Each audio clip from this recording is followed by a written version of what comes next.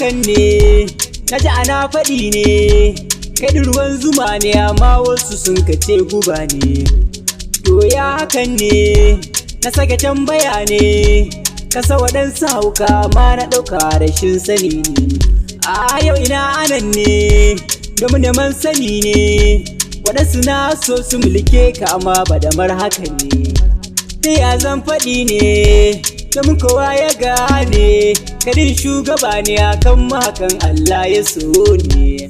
Madamar bari ne, mai so zai gane, so duniya ne musamman a ce kana yi ne. Da katina mai sanka, da damuwa ta tafi ta barka, farin ciki ne zai iso ka, babu kai ba matsala ne. Ai shi so dangin mutuwa ne, mai sa ciwon zuciya ne, sanani zanyo tuni ne, ya zama dole ga dan adam ne.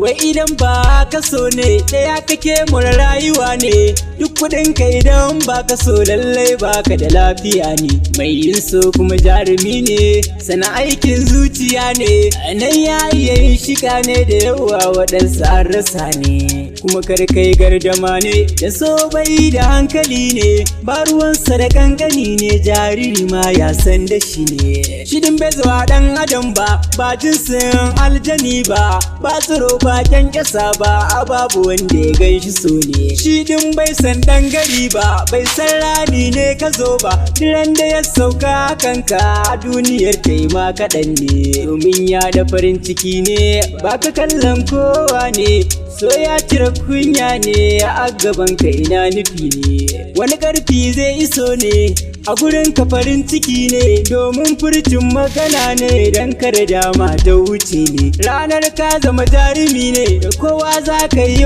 faɗa ne, domin kare martaba ne ta soyayya wajen bebi ne. Na ga masoya na ado da furani ne, domin farin ciki ne ku gane, shi sakon zuciya ne, a isar da shi kwata wayo ne. Shi furci ai dai iyawa ne, shawo kan mai so wayo ne. Na ga masoya suna yin kyauta ta zobe dan bajinta ne, lallai so malami ne, a wurinsa muke koyo ne. In kana yin so ɗabi'u da halaye da za ka canza ne, tausayin ka zai daɗu ne, imanin ka zai ƙaru ne. Kaga so in ya shige ka, na tsatsan mutum za ka koma ne. Kaga so in ya shige ka, ya shige ka, ya shige ka.